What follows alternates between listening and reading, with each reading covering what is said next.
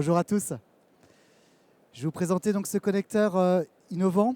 Mais avant ça, je vous propose de présenter d'abord le groupe ISB. ISB, donc, c'est deux activités principales. Une activité de raboté industrielle avec 4 sites de production en France qui va permettre de proposer des produits d'aménagement intérieur et d'aménagement extérieur, comme du bardage pour l'extérieur. Et en aménagement intérieur, on va avoir du lambris et des systèmes plutôt plus innovants encore.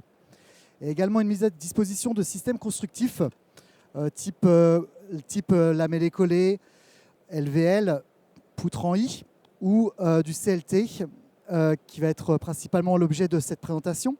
On s'appuie pour cela sur des acteurs comme Astarer qui va être notre acteur sur le CLT, notre partenaire sur le CLT.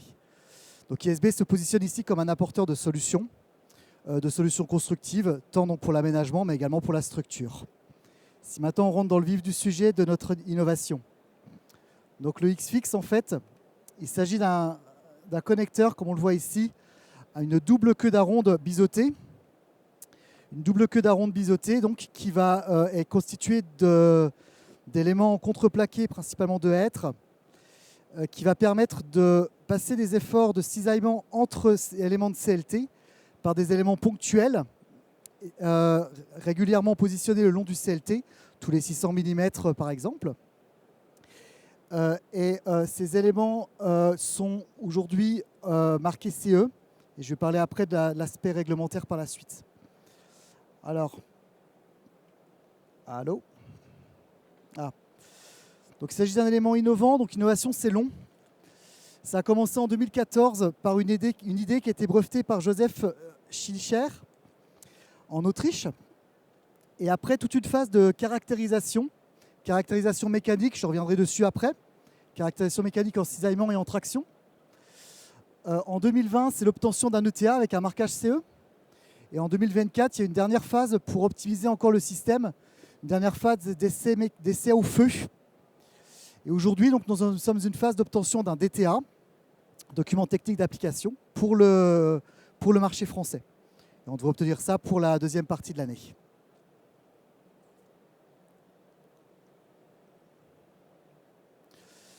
Donc le X-Fix, c'est une gamme de 2 produits optimisés. Donc deux produits de 2 hauteurs différentes. Le X-Fix C45 pour des hauteurs de CLT inférieures à 120 mm et le 90 pour des CLT plus épais avec des dimensions standards que l'on voit ici. Alors je dis tout à l'heure, caractérisation, donc beaucoup d'essais mécaniques qui ont été réalisés, des essais mécaniques en cisaillement que l'on voit ici, avec des résistances caractéristiques déclarées et une raideur déclarée, donc là en traction et en cisaillement également. En fait, en cisaillement, un équivalent du X-Fix C90, ça va être 24 vis, 24 à 16 vis selon le diamètre des vis que l'on va utiliser. Donc ça, c'est assez intéressant pour les gains de temps chantier. Le X-Fix en tant que tel ne va pas permettre de reprendre les efforts de pianotage d'un panneau par rapport à l'autre. Pour ce faire, en fait, Astarer a un usinage standard qui propose avec des éléments de type rainure languette assez limités en termes de matière, ce qui permet donc de limiter la matière et donc d'être optimal d'un point de vue coût. Comme je disais tout à l'heure, en 2024, on a fait des essais feu. Alors intrinsèquement, le connecteur est protégé au feu par une garde de bois minimale que l'on voit ici, ce qui a permis de protéger le connecteur intrinsèquement au feu. Donc des essais feu ont été réalisés sur cette base-là, qui ont permis donc de montrer un REI 90 minutes. Donc on garde une étanchéité et une isolation au feu de 90 minutes, malgré cette connexion discontinue que l'on peut avoir. Donc ça, c'est assez intéressant. Alors, pour aller plus loin, on voit ici qu'en fait, on a une rapidité de mise en œuvre, puisqu'en fait, en moyenne, on va avoir 2 connecteurs tous les mètres. Donc, ça va aller très rapide à mettre en œuvre par rapport à des connexions type languette avec des vis, une quinzaine de vis pour chaque connecteur. Une facilité de mise en œuvre, puisque le matériel est assez limité. Un simple maillet suffit par rapport à des visseuses habituelles. Et enfin, en termes de qualité, on n'y pense pas suffisamment souvent, mais vérifier que toutes les vis sont mises avec le bon anthrax, tout ça, c'est parfois compliqué sur chantier. Là, par contre, c'est assez simple, il suffit juste de voir si le connecteur est mis ou pas. Ça permet de gagner en fait en efficacité et en qualité de mise en œuvre chantier. D'un point de vue environnemental, maintenant, on a un assemblage 100% bois, j'ai dit tout à l'heure. Donc, on a un assemblage qui intrinsèquement va stocker du carbone. On va avoir également une frugalité en termes de matières premières, pas de vis, moins de languettes, donc il y aura moins de bois par mètre linéaire. Et enfin, on va avoir une facilité de démontabilité par rapport à des connexions par vissage. Pour finir, en fait, on a deux références. Enfin, il y a d'autres références, mais deux références principales, je dirais. 22 000 m² de CLTA Starrer posés en Suisse, avec 10 000 unités de XFix C90 qui ont été positionnées.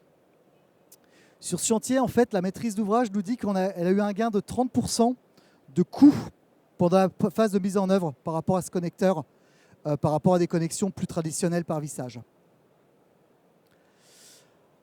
Une référence en France, Edwood, 930 m² de CLTA Starrer, 300 XFix C90, ce qui va nous permettre de servir de base pour le référencement dans le DTA à venir, qui sera, je vous l'ai dit, en ligne courant mai. Pour plus de renseignements sur le groupe ISB et sur le connecteur en tant que tel, je vous propose de venir nous rejoindre sur le stand D18, juste à côté là-bas. Je vous remercie de votre attention. Félicitations Pascal. Est-ce qu'il y a des questions? On va avoir du temps pour plusieurs petites questions là. J'avais une question sur la réversibilité. Dans quelle mesure, enfin, est-ce qu'il y a eu des essais sur ce sujet, et que tu nous en dises un peu davantage sur le sujet? La réversibilité, tu veux dire dans le domaine d'emploi du bâtiment? Ouais. En fait, par rapport à ça, si jamais il y a plus d'efforts à reprendre, en général on ne reprend que des efforts de vent, donc d'un bâtiment à l'autre, ces efforts-là vont peu changer par rapport à si on change d'usage d'un plancher sur l'autre. Maintenant, si on devait changer, la possibilité effectivement d'usiner sur place avec des assemblages spécifiques pour pouvoir en remettre plus, ou alors de compléter par des vissages si jamais on a plus d'efforts à reprendre. Ouais, Pascal, j'ai une petite question. Je voulais savoir, vis-à-vis de, donc du coup tu viens de parler uniquement d'efforts au vent. On sait très bien que dans les Eurocodes, il faut que des assemblages fermés pour aller en zone sismique. Donc du coup, comment c'est abordé dans votre domaine d'emploi, dans votre DTA? Et une autre question, c'était en hêtre. On connaît les variabilités dimensionnelles de ce matériau. On hésite à le mettre encore un peu en construction ou que en poteau. C'est difficile avec ces reprises d'humidité. Comment vous avez géré cette donnée? Donc, par rapport au sismique, effectivement, le fait d'avoir des assemblages fermés, on va avoir donc les languettes qui vont permettre de répondre une partie à cette problématique-là. Les efforts ont été complètement caractérisés également. Pour la problématique de l'humidité, donc déjà on n'est pas sur du hêtre, on est sur du contreplaqué. Enfin, donc forcément avec des plis croisés, ça va limiter la variation dimensionnelle. Après, un autre sujet, c'est que si jamais on a de l'humidité, il va avoir tendance à gonfler. C'est un assemblage qui est autoserrant. Donc plus il va être serré, plus il va reprendre d'efforts. Enfin, on a des préconisations de mise en œuvre pour protéger. On le voit pas ici, mais on le voit sur l'autre assemblage, je crois, sur l'autre photo. Pardon.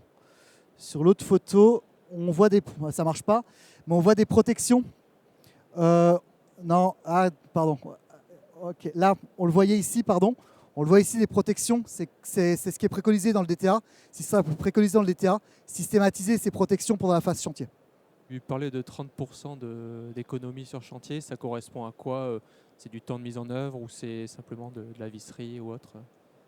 Donc là, j'ai vraiment parlé de temps et pas de matière première. Donc effectivement, alors moi, je n'ai pas les données chiffrées exactes par rapport à ça, mais a priori, c'est à peu près les données qu'on a. Le temps de vissage par rapport au temps de mise en œuvre de ces produits-là, c'est a priori un gain économique de 30% sur le chantier. Pour des questions effectivement de temps de mise en œuvre, on va avoir un assemblage ponctuel à mettre tous les 50-60 cm par rapport à une quinzaine de vis. Ça aide beaucoup. Ouais. Okay. Et on peut ajouter, est-ce que une formation est nécessaire ou c'est très rapidement Non, apprécié? C'est juste un coup de marteau ou un coup de maillet pour être plus précis. Donc en termes de formation, même moi j'y arrive, donc je pense que ça va le faire. Ouais. Super. Et Pascal, on a vu que des réalisations en plancher, est-ce que ça marche aussi pour les murs? Non, en mur aujourd'hui, le système il est moins enfin, il est moins pertinent. Parce qu'en fait, on a besoin de passer moins d'efforts, il y a moins de problèmes de vissage. Les éléments sont plus longs, donc en fait, c'est plus au niveau des angles, etc. Et le connecteur n'est pas adapté. Ils ont une version, mais qui aujourd'hui passe sous ETA. C'est sans doute pour des développements pour la suite. C'est pour l'effet diaphragme. Comment on les considère? On va considérer que tout c'est un plancher rigide Oui, donc en fait, pour l'effet diaphragme, on a ici des efforts, donc on a les efforts de reprise en cisaillement. Et donc en fait, on a juste, ça va faire finalement une grosse, on peut le modéliser finalement comme un gros ressort ponctuel tous les mètres ou tous les 60 cm selon l'effet qu'on va avoir, ce qui va permettre de calculer effectivement le bâtiment comme un diaphragme, le plancher comme un diaphragme. Plutôt que d'avoir des éléments plus continus, on va avoir des éléments discontinus, ponctuels, et qui peut être très facilement modélisés entre la raideur qu'on a et les résistances.